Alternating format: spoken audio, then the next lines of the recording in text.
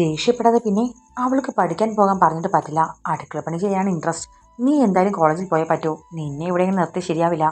ആദി കടുത്ത സ്വരത്തിൽ തന്നെ പറഞ്ഞു. ഞാൻ കോളേജിൽ പോകില്ല. എനിക്ക് പഠിക്കണ്ട. ആദ്യേട്ടൻ കൊണ്ടുപോയി ചേർത്താലും ഞാൻ പഠിക്കാൻ പോകില്ല. അല്ലേലും എനിക്കറിയാം എന്നെ ഇഷ്ടമല്ലെന്ന്. എന്നെ ഇവിടുന്ന് ഒഴിവാക്കാനല്ലേ കോളേജിൽ വിടുന്നത്.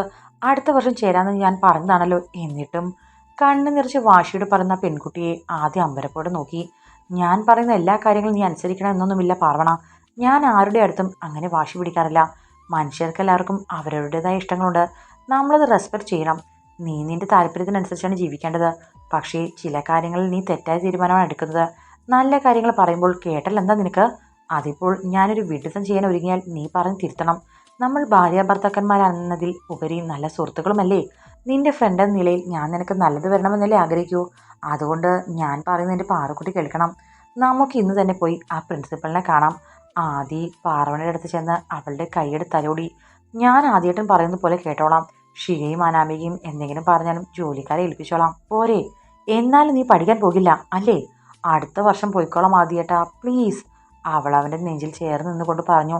പറ്റില്ല പാർവണ. വേഗം ഒരുങ്ങി എൻ്റെ കൂടെ വാ. നമുക്ക് പോയി രാജഗോപാൽ സാറിനെ മീറ്റ് ചെയ്യണം. സിറ്റിയിലുള്ള SN കോളേജിലെ പ്രിൻസിപ്പളാണ് അദ്ദേഹം. നിന്നെയും കൂടി ചെല്ലാമെന്ന് ഞാൻ പറഞ്ഞിരുന്നതാണ്. അതുകൊണ്ട് സമയം കളയണ്ട. ആദിയുടെ മുഖം ഗൗരവത്തിലായി. പാർവണ പെട്ടെന്ന് അവനിൽ നിന്ന് അകന്നു മാറി. ഞാൻ വരില്ല. ആദ്യേട്ടൻ ഒറ്റയ്ക്ക് പോയാൽ മതി. ആദിയിൽ ദേഷ്യം വിരച്ചു കയറി. നീ വരണ്ട. നിന്നെ ഞാൻ തൂക്കിയെടുത്ത് കാറിലിട്ടോണ്ട് പോകും. വാ ഇങ്ങോട്ട്. ഇനിയിപ്പോൾ ഡ്രസ്സൊന്നും മാറാൻ നിൽക്കണ്ട. അവൻ അവളുടെ കയ്യിൽ കയറി പിടിച്ചു. പാർവണയുടെ കണ്ണുകൾ വീണ്ടും നിറഞ്ഞു. പെട്ടെന്ന് അവൾ കരയാൻ തുടങ്ങി. ഞാൻ നേരത്തെ പറഞ്ഞത് ശരിയാ. എന്നെ ആദ്യേട്ടൻ ഇഷ്ടമല്ല. അതല്ലേ എൻ്റെ സങ്കടം വകവെക്കാതെ ഇങ്ങനെയൊക്കെ ചെയ്യുന്നത്. പാർവണ, ഞാൻ... അവളുടെ കണ്ണുനീര് കണ്ടപ്പോൾ അവന് വല്ലായ്മ തോന്നി. അവൾ ഉച്ചത്തിൽ ഏങ്ങലടിച്ചു. ശരി, നിന്റെ ഇഷ്ടം പോലെ നടക്കട്ടെ. ദയവ് ചെയ്ത് കരയരുത്. ഞാൻ നിന്നെ ഇക്കാര്യത്തിൽ ഉപദേശിക്കാൻ വരുന്നില്ല. നിന്റെ കരച്ചിൽ കാണാനൊന്നും എനിക്ക് വയ്യ. ആദി വിഷമത്തോടെ തിരിഞ്ഞു. പെങ്ങളും കണക്കാണ്, ഭാര്യയും കണക്കാണ്. രണ്ടെണ്ണത്തിന് ഒരു വക പറഞ്ഞാൽ മനസ്സിലാവില്ല. എന്തെങ്കിലും ഒന്ന് ഉച്ചത്തിൽ പറഞ്ഞു പോയാൽ പിന്നെ നമ്മൾ ക്രൂരനും സ്വന്തം ഇഷ്ടം അവരുടെ മേൽ അടിച്ചേൽപ്പിക്കുന്നവനും മെയിൽ ഷോവനിസ്റ്റും ഒക്കെയാകും. ഒന്നും മിണ്ടാതിരിക്കുന്നതാണ് നല്ലത്. സങ്കടത്തോടെ പിറുപിറുക്കുന്നതിനെ പാർവണ കയ്യിൽ പിടിച്ചു നിർത്തി. എന്നിട്ട് വീണ്ടും ആ നെഞ്ചിലേക്ക് ചേർന്ന് നിന്നു. ഇന്ന് നേരത്തെ വരുമോ? വന്നിട്ട് എന്തിനാ? നിന്റെ കണ്ണീരും സങ്കടവും കാണാനോ? ഞാൻ വരില്ല. അവളുടെ മുഖത്തൊരു കള്ളച്ചിരി വിരിഞ്ഞു. അവൾ പതി അവൻ്റെ ഷർട്ടിൻ്റെ ബട്ടൺസിൽ തെരിപ്പിടിച്ച്. അവൻ ഇക്കിളി തോന്നി. ഞാനേ ഒരു കാര്യം കാണിച്ചു തരാൻ നേരത്തെ വന്നാൽ. എന്ത് കാര്യം? ടെറസിൻ്റെ സൈഡിലെ ചാമ്പമരമില്ലേ, അതിലെ മാടത്തൈയുടെ മുട്ട വിരിഞ്ഞു. കുറേ കുഞ്ഞുങ്ങളുണ്ട്. എന്ത് ഭംഗിയാണെന്നറിയോ കാണാൻ. നീ ഇങ്ങനെ മാടത്തയും തത്തയും ഒക്കെ നോക്കി നടന്നോ? വെറുതെയല്ല ഈ തല കളിമണ്ണായി പോയത്. അവൻ കളിയായി അവളുടെ ശിരസിൽ കൊട്ടി. ഓ, വേണ്ടെങ്കിൽ വേണ്ട. ആ കുഞ്ഞുങ്ങളെ കണ്ടപ്പോൾ ഒരു ഭംഗി തോന്നി. കാണിച്ചു തരാമെന്ന് വിചാരിച്ചപ്പോൾ പവർ കണ്ടില്ലേ? പാർവണയുടെ മുഖം വീർത്തു. ആദിക്ക് വീണ്ടും ചിരി വന്നു. അതെന്തിനാ കിളിക്കുഞ്ഞിനെ നോക്കുന്നത്? എൻ്റെ പാർവമ്മയ്ക്ക് കുഞ്ഞു വേണോ? വേണ്ട. ഹാ, വേണമെങ്കിൽ ഇന്ന് രാത്രി നമ്മൾ രണ്ടുപേരും കൂടി ഒന്ന് മനസ്സ് വെച്ചാൽ ഒരു 5-6 നമുക്ക് സെറ്റാക്കാം. ഇക്കാര്യത്തിൽ നമുക്ക് നിന്റെ ആ മാടത്തെ കടത്തി വെട്ടാടി. എന്ത് പറയുന്നു? ആദ്യ ചൂണ്ടിൽ ഒരു കുസൃതിച്ചിരിയുടെ പാർവണയെ നോക്കി കണ്ണിറക്കി. അയ്യടാ വഷളൻ, എനിക്കെങ്ങും വേണ്ട. ആ, വേണ്ടെങ്കിൽ വേണ്ട. അല്ലെങ്കിൽ തന്നെ എനിക്കൊരു കുഞ്ഞുണ്ടായിരുന്നു. എൻ്റെ പൊന്നു. പിന്നെ കല്യാണം കഴിഞ്ഞപ്പോഴാണ് മനസ്സിലായത് വീണ്ടും ഒരു കൊച്ചിനെ തന്നെ കിട്ടിയതെന്ന്. രണ്ടെണ്ണത്തിൻ്റെ കാര്യം തന്നെ മാനേജ് ചെയ്യാൻ എനിക്ക് പറ്റുന്നില്ല. രണ്ടാമത്തത് ഒരു തൊട്ടാവാടിയും. ഞാൻ കൊച്ചൊന്നുമല്ല. എനിക്ക് നല്ല പക്വതയുണ്ട്. പിന്നെ തൊട്ടാവാടിയൊന്നുമല്ല, അത്യാവശ്യം തന്നിടമൊക്കെയുണ്ട്. പാർവണ കണ്ണുരുട്ടി. അതെ അതെ, എൻ്റെ മുന്നിൽ മാത്രമാണ് ഈ വീരവാദവും ശുണ്ഠിയുമെല്ലാം. എൻ്റെ അടുത്ത് എന്തുമാകാം. പക്ഷേ വേണ്ട സമയത്തൊന്നും കാണാറില്ലല്ലോ. പിന്നെ ഞാൻ പറഞ്ഞത് മറക്കണ്ട. പൊന്നും അനാമിക്കും എന്ത് പറഞ്ഞാലും നീ അത് മൈൻഡ് ചെയ്യണ്ട. അവർ പറയുന്നത് ചെയ്യാൻ നിന്നാൽ എനിക്ക് ദേഷ്യം വരും. പറഞ്ഞില്ലെന്നും വേണ്ട. ഇന്ന് ഓഫീസിൽ നിന്നാൽ തിരക്കുള്ള ദിവസമാണ്. എന്നാലും അവർ നിനക്ക് എന്തെങ്കിലും ബുദ്ധിമുട്ടുണ്ടാക്കുകയോ പറയുകയോ ചെയ്താൽ വിളിക്കണം കേട്ടോ. ഞാനെല്ലാം മാറ്റി വെച്ച് വന്നേക്കാം. പാർവണയുടെ നെറ്റിൽ ചുംബിച്ചുകൊണ്ട് അവൻ പറഞ്ഞു. അങ്ങനെയൊന്നും ഉണ്ടാകില്ല ആദിയേട്ടാ. Be serious Parvana. എല്ലാം തമാശയെ എടുക്കരുത്. എനിക്ക് മനസ്സിലായി. ഞാൻ വിളിക്കാം. ബായ്. ഫുഡൊക്കെ നന്നായി കഴിച്ച് മിടുക്കിയിട്ടിരിക്കുക. ആദ്യം പോകുന്ന പാർവണ നിർനിമിഷയായി നോക്കി നിന്നു. അവൻ്റെ കാർ ഗേറ്റ് കടക്കുന്നത് മുകളിൽ നിന്നും ഷികയും അനാമികയും കാണുന്നുണ്ടായിരുന്നു. ഷിക ക്ലോക്കിലേക്ക് നോക്കി. മണി 10 അവൾ അനാമികയും കൂട്ടി അടുക്കളയിലേക്ക് ചെന്നു. അവിടെ ജോലിക്കാർ തകൃതിയായി പണി നടത്തുന്നുണ്ടായിരുന്നു. ലഞ്ചെല്ലാം പ്രിപ്പയർ ചെയ്തോ അമ്മണിയമ്മേ? ഷിക ചോദിച്ചു. ഇല്ല മോളെ, ബ്രേക്ക്ഫാസ്റ്റ് കഴിഞ്ഞതല്ലേ ഉള്ളൂ. ഉച്ചക്കത്തെ പണി ഇപ്പോൾ തുടങ്ങും. എന്നാലും ഇനി ഒന്നും ചെയ്യണ്ട. എല്ലാവരും ഇന്ന് ലീവ് എടുത്തോളൂ. അല്ല മോളെ, അത് അപ്പോൾ ഭക്ഷണം അതൊന്നും നിങ്ങൾ അറിയേണ്ട കാര്യമില്ല. ഇന്ന് ജോലി ചെയ്യേണ്ടെന്ന് പറഞ്ഞാൽ ചെയ്യണ്ട. ഞാനൊരു മിനിറ്റ് തരും. അതിനുള്ള എല്ലാവരും സ്ഥലം വിട്ടോളാം. ഇല്ലെങ്കിൽ നിങ്ങൾക്ക് ഇനി ഇവിടെ ജോലി ഉണ്ടാവില്ല, ശരിയാണ് പറയുന്നത്. അവളുടെ ആജ്ഞ കേട്ട് അടുക്കളയിൽ നിന്നവരെല്ലാം പുറത്തേക്ക് ഇറങ്ങി. ഷിക അനാമികയെ നോക്കി അർത്ഥഭരിതമായി പുഞ്ചിരിച്ചു. അനാമിക തിരിച്ചും. അവർ നേരെ പോയത് പാർവണയുടെയും ആദിയുടെയും ബെഡ്റൂമിലേക്കായിരുന്നു. അടച്ചിട്ടിരുന്ന ഡോറിൽ ഷിക ശക്തമായി തട്ടി. ഏട്ടത്തി, ഏട്ടത്തി വാതിൽ തുറക്ക്. പാവണ അമ്പരപ്പോടെ വാതിൽ തുറന്നതും മുന്നിൽ നിൽക്കുന്ന ഷികയും അനാമികയും കണ്ടു. എന്താ ഷിക? ഏട്ടത്തി, ഇന്ന് സെർവൻസ് എല്ലാം ലീവിലാണോ? ഞാനൊന്നും അറിഞ്ഞില്ല. ഇനിയിപ്പോൾ ഫുഡിന് നമ്മൾ എന്ത് ചെയ്യും? ലീവിലോ? ഇത്രയും പേർ ഒരുമിച്ചോ? അല്ല. അതേ ഏട്ടത്തി, അടുക്കളയിൽ ഒരൊറ്റ ഒരാളില്ല. ചിലപ്പോൾ അവർക്കെല്ലാവർക്കും കൂടി ലീവ് കൊടുത്ത ദിവസമാകും ഇന്ന്. ആര്? വേറെ ആരാ? മുത്തശ്ശി തന്നെ. മുത്തശ്ശി ചിലപ്പോഴൊക്കെ ഇങ്ങനെയാ, ഒരു ബോധവുമില്ലാതെ എന്തെങ്കിലുമൊക്കെ ചെയ്തു കളയും. ഇനിയിപ്പോൾ ഫുഡിന് എന്ത് ചെയ്യുമെന്നാ ഞാൻ അനാമിക ചേച്ചിയെ വിളിച്ചു വരുത്തുകയും ചെയ്തു. ഷിക അനാമികയുടെ നേരെ തിരിഞ്ഞു. സോറി ചേച്ചി, നമുക്ക് പുറത്തെവിടെയെങ്കിലും ഒന്നൊരു റെസ്റ്റോറൻറ്റിൽ പോയി കഴിക്കാട്ടോ. അനാമിക നെറ്റിച്ചുളിച്ചു. റെസ്റ്റോറൻറ്റിൽ പോയി കഴിക്കാമെന്നോ? നോ ഷിക, എനിക്കത് പറ്റില്ല. ഹോംലി ഫുഡ് ഉറപ്പ് തന്നത് കൊണ്ടാണ് ഞാൻ സ്റ്റേ ചെയ്യാമെന്ന് പറഞ്ഞത്. മാത്രമല്ല, കഴിഞ്ഞ ആഴ്ച പുറത്തുനിന്ന് കഴിച്ചിട്ട് ഞാൻ ഫുഡ് പോയ്സണായി ഹോസ്പിറ്റലായിരുന്നു. ഞാൻ വന്നത് ബുദ്ധിമുട്ടാണെങ്കിൽ പിന്നെ എന്തിനെ വിളിച്ചു വരുത്തിയത്? എന്തിനാ ചേച്ചി ഇങ്ങനെയൊക്കെ പറയുന്നത്? ഇങ്ങനെയൊന്നും സംസാരിക്കില്ലേ പ്ലീസ്. ഞാനിതൊന്നും സ്വപ്നത്തിൽ പോലും കണ്ട കാര്യമല്ല. ഷിക ഒരു വല്ലായ്മയോട് പറഞ്ഞു. പാർവണയും അനാമികയുടെ പറച്ചിൽ കേട്ട് ആകെ വല്ലാതെയായിരുന്നു. എങ്ങനെ സംസാരിക്കുകയെന്നാണ് ഷിക പറയുന്നത്? എന്നെ വിളിച്ചു വരുത്തി അപമാനിക്കുന്നത് പോലെയാ എനിക്ക് തോന്നുന്നത്. എന്നിട്ട് നാത്തൂനും കൂടി ഒരു നാടകം കളി. ഇൻസൾട്ട് ചെയ്യുന്നിടത്ത് അനാമിക നിൽക്കില്ല. ഞാൻ പോകുന്നു. ചേച്ചി, ഞാൻ പറയുന്ന. അനാമിക കൈ ഉയർത്തടഞ്ഞു. ആദ്യം ഞാൻ സംസാരിക്കട്ടെ ഷിക. നിങ്ങൾ വലിയ ആൾക്കാരാണ്, സമ്മതിച്ചു. ദ ഗ്രേറ്റ് ബിസിനസ് എംപറർ ആദിശേഷവർമ്മയുടെ ഭാര്യയും അനിയത്തിയും, അതൊക്കെ സമ്മതിച്ചു.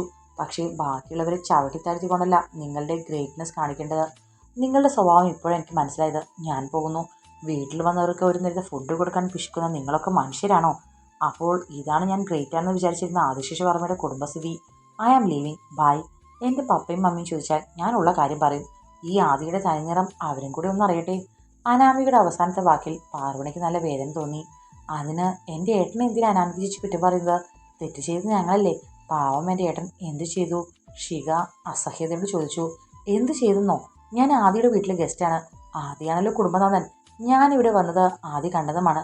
സ്വന്തം വീട്ടിൽ വന്ന ഒരാൾക്ക് ഒരു നേരത്തെ ഫുഡ് കൊടുക്കാനുള്ള കഴിവ് പോലുമില്ലാത്ത ഒരു ബിസിനസ് മാഗ്നറ്റ്. അനാമിക പുച്ഛത്തോടെ പറഞ്ഞു. അവൾ ആദ്യം പറഞ്ഞത് പാർവണിക്ക് സഹിക്കാൻ കഴിഞ്ഞില്ല. അനാമിക! അവളുടെ ശബ്ദം ഉയർന്നു. പക്ഷേ പാർവണയെ പറയാൻ അനുവദിക്കാതെ ഷിക കയ്യിൽ കയറി പിടിച്ചു. പ്ലീസ് ഏട്ടത്തി, ഒന്നും പറയല്ലേ. അനാമിക ചേച്ചി നമ്മുടെ ഗസ്റ്റാണ്, അത് ഓർമ്മ വേണം. പിന്നെ ഇതെൻ്റെ മാത്രം തെറ്റാണ്, ചേച്ചിയെ കുറ്റം പറഞ്ഞിട്ട് കാര്യമില്ല. പിന്നെ അവൾ അനാമികയുടെ നേരെ തിരിഞ്ഞു. ചേച്ചി പോയിക്കോളൂ, എന്നോട് ക്ഷമിക്കണം. ഇങ്ങനെ ഇൻസൾട്ട് ചെയ്യണമെന്ന് ഞാൻ വിചാരിച്ചതല്ല. അനാമിക ഷികയും പാർവണയും രൂക്ഷമായി നോക്കിയിട്ട് തൻ്റെ ബാഗ് എടുക്കാനെന്ന മട്ടിൽ റൂമിലേക്ക് പോയി. ഷിക പെട്ടെന്ന് മുഖം പൊത്തി പൊട്ടി കരഞ്ഞു. പാർവണ ഞെട്ടിപ്പോയി. ഞാനും ഇവിടെ നിന്ന് ഇറങ്ങാൻ പോകുക. എല്ലാവരും കൂടി ഇത് മനഃപൂർവ്വം ചെയ്തതാ. അല്ലെങ്കിൽ ഇന്ന് തന്നെ ഇവർക്കൊക്കെ ലീവ് കൊടുക്കേണ്ട കാര്യം എന്താ മുത്തശ്ശിക്ക്? എന്നിട്ട് അതൊന്നും പറയുക പോലും ചെയ്യാതെ രാവിലെ തന്നെ ഏതോ ക്ഷേത്രത്തിലേക്കൊന്നും പറഞ്ഞ് പോയിരിക്കുന്നു. അനാമിക ചേച്ചിയെ വിളിച്ചു വരുന്നതിന് മുൻപ് ഞാൻ എല്ലാവരോടും ചോദിച്ചതാ. അപ്പോൾ ഏട്ടൻ പറഞ്ഞു ഇത് എൻ്റെയും കൂടി വീണാണെന്ന്. എന്നിട്ട് ഇത്രയും ഇൻസൾട്ട്. പറ്റില്ലെങ്കിൽ നേരത്തെ പറഞ്ഞാൽ മതിയായിരുന്നു. സ്വന്തം വീട്ടിൽ പോലും ഒരു വിലയില്ല എനിക്ക്. അനാമിക ചേച്ചി പോകുന്ന നിമിഷം ഞാൻ ഈ വീടിൻ്റെ പടിയിറങ്ങും. ഷിക പിന്തിരിഞ്ഞതും പാർവണ അവളുടെ കയ്യിൽ കയറി പിടിച്ചു. മോളിങ്ങനെ വിഷമിക്കല്ലേ, ഇവിടെ ഏട്ടത്തിയില്ലേ? അനാമികയ്ക്ക് കുറച്ച് ഫുഡ് ഉണ്ടാക്കി കൊടുക്കുന്ന കാര്യമല്ലേ, അത് ഏട്ടത്തി ചെയ്തോളാം. പെട്ടെന്ന് ഷികയുടെ മുഖം വികസിച്ചു. സത്യമാണോ ഏട്ടത്തി? അവൾ പാർവണയെ കെട്ടിപ്പിടിച്ചുകൊണ്ട് ചോദിച്ചു. സത്യം. നമുക്ക് എന്ത് വേണമെങ്കിലും ഉണ്ടാക്കാം. മോള് ചെന്ന് അനാമികയെ സമാധാനിപ്പിക്കുക. ഏട്ടത്തി ഇപ്പോൾ വരാട്ടോ. ഏട്ടനെ ഒന്ന് വിളിക്കട്ടെ. പാർവണ മുറിയിലേക്ക് തിരിഞ്ഞു. ഏട്ടനെ വിളിച്ച് കാര്യം പറയാനാണോ ഏട്ടത്തി? അത് ഞാൻ പറഞ്ഞാൽ പോരെ? ഏട്ടത്തി ഒന്ന് പെട്ടെന്ന് അടുക്കളയിൽ ചെന്നാൽ ഉപകാരമായിരുന്നു. ഷിക പറഞ്ഞത് കേട്ട് പാർവണ വെട്ടിലായി. അവൾക്ക് ആദ്യം പറഞ്ഞ കാര്യങ്ങൾ ഓർമ്മ വന്നു. അതല്ല ഷിക, എനിക്ക് ആദ്യമായിട്ടൊരു കാര്യം അത്യാവശ്യമായി സംസാരിക്കാനുണ്ട്. എന്ത് കാര്യം ഏട്ടത്തി? അല്ല, ഇത്രയ്ക്ക് അത്യാവശ്യമായി പറയാൻ. അത് പിന്നെ. ഷിക പെട്ടെന്ന് പാർവണയുടെ കയ്യിൽ പിടിച്ചു. എന്താ ഏട്ടത്തി? എന്നോട് പറയാൻ പറ്റാത്ത വല്ലതുമാണോ? ഞാൻ ഏട്ടത്തിക്ക് അന്യയാണോ? അത് പിന്നെ മോളെ, എന്നോട് അടുക്കളയിൽ കയറിയിരുന്ന ഷികയുടെ ഏട്ടൻ സ്ട്രിക്റ്റായി വിലക്കിയിരിക്കുകയാണ്. അനുസരിച്ചില്ലെങ്കിൽ എന്നോട് പിണങ്ങും എന്ന നല്ല പേടിയുണ്ട് എനിക്ക്. ആണോ? അതെന്താ ഏട്ടൻ അങ്ങനെ പറയാൻ? അതെനിക്കറിയില്ല. പാർവണ അങ്ങനെ പറഞ്ഞെങ്കിലും രാവിലെ തന്നോടുള്ള സംഭാഷണത്തിൽ നിന്ന് ആദിയുടെ മനസ്സിൽ എന്താണെന്ന് ഷിക വ്യക്തമായി ഊഹിച്ചു കഴിഞ്ഞിരുന്നു. ഒരു നിമിഷം ചിന്തിച്ചപ്പോൾ അവൾക്കൊന്ന് ആർത്ത് ചിരിക്കാൻ തോന്നി. എന്നാൽ പിന്നെ ഏട്ടനോടൊന്നും പറയേണ്ട ഏട്ടത്തി. കാരണം ഏട്ടനൊരു കാര്യം പറഞ്ഞാൽ പറഞ്ഞതാ. നമ്മളിപ്പോൾ ഏട്ടനോട് ഇവിടെ നടന്ന പുകിലൊക്കെ വിളിച്ച് പറഞ്ഞാലും ഭക്ഷണം പുറത്തുനിന്ന് ഓർഡർ ചെയ്യാനേ ഏട്ടൻ പറയൂ. തന്നെയുമല്ല, ആളിപ്പോൾ ഓഫീസിൽ നല്ല തിരക്കിലാവും. വരുമ്പോൾ രാത്രിയോ? ഏട്ടനെ ഈ ടെൻഷനൊന്നും അറിയിക്കാതിരിക്കുന്നതാണ് നല്ലത്. പിന്നെ എനിക്ക് അനാമിക ചേച്ചിയുടെ ഒരു സോഫ്റ്റ് കോർണർ ഉണ്ട്. ഏട്ടത്തിക്ക് അറിയോ, അനാമിക ചേച്ചി വിവാഹം കഴിച്ചോളാമെന്ന് എന്നോട് സമ്മതിച്ചായിരുന്നു ഏട്ടന്. ഞാൻ ആ പാവത്തിന് ഒത്തിരി പ്രതീക്ഷ കൊടുക്കുകയും ചെയ്തു. അതിനിടയിലാ ഏട്ടത്തിയുടെ കടന്നുവരവ്. ഏട്ടനെ ഏട്ടത്തിനെ പ്രേമിച്ചു കെട്ടുകയും ചെയ്തു. അന്ന് തകർന്ന അനാമിക ചേച്ചിയുടെ ഹൃദയം പിന്നെയും ഒരു ഇൻസൾട്ട് കൂടി ആ പാവത്തിന് കൊടുക്കണ്ട എന്ന് കരുതിയിട്ടാ. ഷികയുടെ ആ പരാമർശത്തിൽ പാർവണന്റെ മുഖം കുനിഞ്ഞു. അനാമികയെക്കുറിച്ച് ഓർത്തപ്പോൾ അവൾക്ക് സങ്കടവും സഹതാപവും ഒരുപോലെ തോന്നി.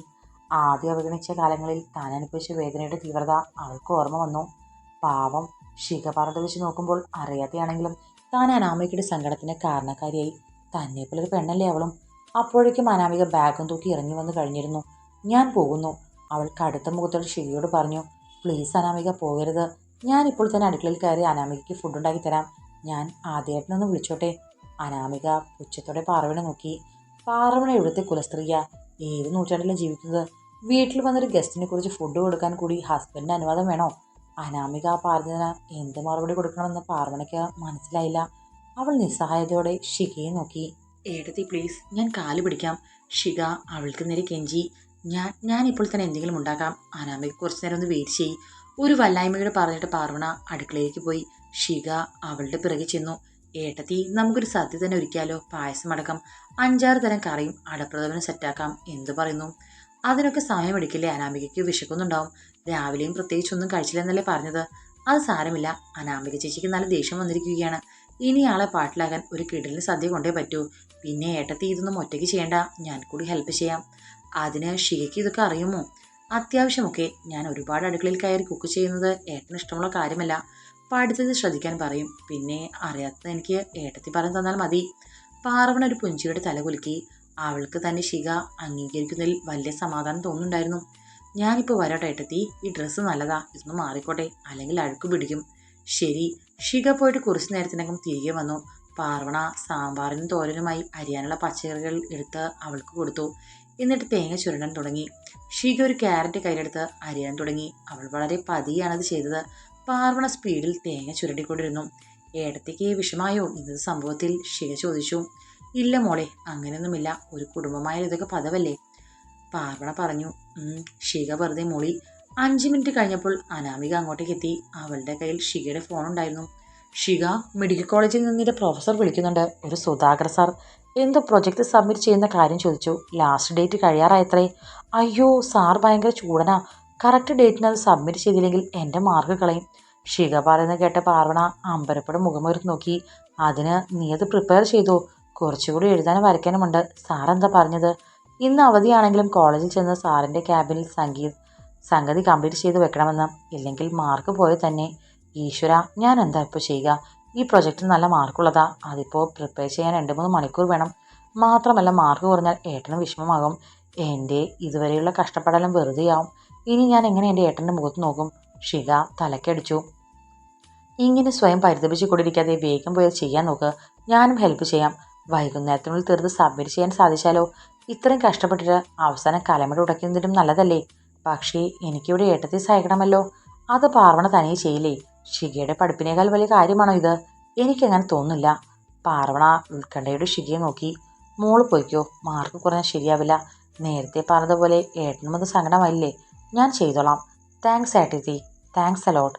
പാർവണ പറയാൻ കാത്തിരുന്ന പോലെ ഷിക അപ്പോൾ തന്നെ വെജിറ്റബിൾസ് അരിഞ്ഞുകൊണ്ടിരുന്ന കത്തി താഴെയിട്ടു. വേഗം വാനാമിക ചേച്ചി, നമുക്ക് റൂമിലേക്ക് പോകാം.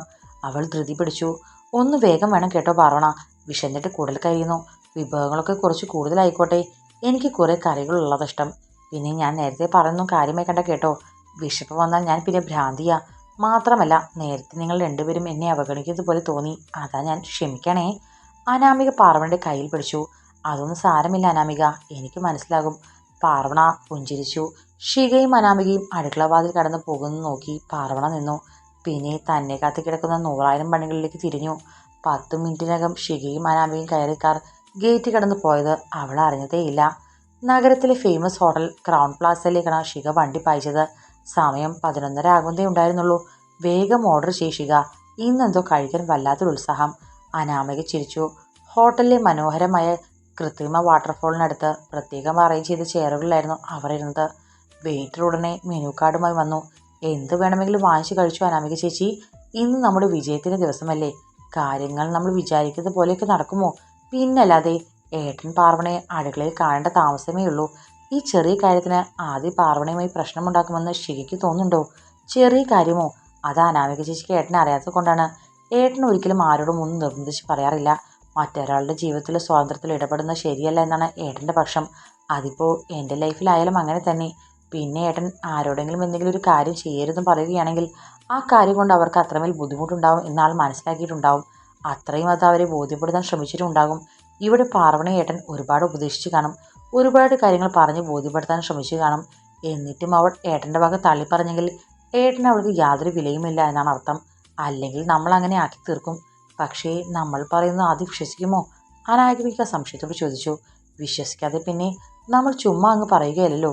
ഏട്ടനെ കാണിച്ചു കൊടുക്കാൻ പോവുകയല്ലേ പാർവണ ഇന്ന്. ഏട്ടൻ പോയിട്ട് എന്താണ് ചെയ്തതെന്ന് ഞാനൊരു കാര്യം കൂടി ചോദിക്കട്ടെ? ചോദിക്ക് ചേച്ചി, എന്തിനാ സംശയം?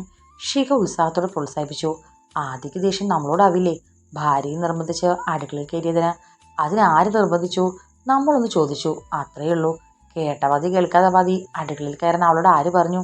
മാത്രമല്ല നമ്മൾ പറയുന്നതാണോ ഏട്ടൻ പറയുന്നതാണോ അവൾ കേൾക്കേണ്ടത്? ശിഖയുടെ വാക്കുകൾ കേട്ടപ്പോൾ അനാമികയുടെ കണ്ണുകൾ തിളങ്ങി. ശരിയാണല്ലോ, ഞാൻ അങ്ങനെ ആലോചിച്ചില്ല. പക്ഷേ ആദ്യക്ക് ഇതിൻ്റെ പേരിൽ നമ്മളോട് ദേഷ്യം തോന്നില്ലേ? പ്രത്യേകിച്ച് നിന്നോട്. എന്തിന്? ഞാൻ എങ്ങനെ പാർവണയോട് പെരുമാറുമെന്ന് ഏട്ടന് വ്യക്തമായി അറിയാം. ആള് ബുദ്ധിയില്ലാത്തവനോ വിഡ്ഢിയോ ഒന്നുമല്ലല്ലോ. അതാണ് പാർവണയ്ക്ക് മുന്നറിയിപ്പ് കൊടുത്തത്. ഇവിടെ ഇപ്പോൾ തൻ്റെ വാക്കുകൾ അവഗണിച്ചത് കാരണം എന്നോട് തോന്നുന്നതിനേക്കാൾ ദേഷ്യം ഏട്ടന് പാർവണയോട് തോന്നും. പിന്നെ blood is thicker than water എന്നല്ലേ? എന്നോട് അധികം പിണങ്ങിയിരിക്കാനൊന്നും ആൾക്ക് പറ്റില്ല അനാമിക ചേച്ചി. പക്ഷേ പാർവണ ഏട്ടൻ്റെ ഭാര്യയാണ്.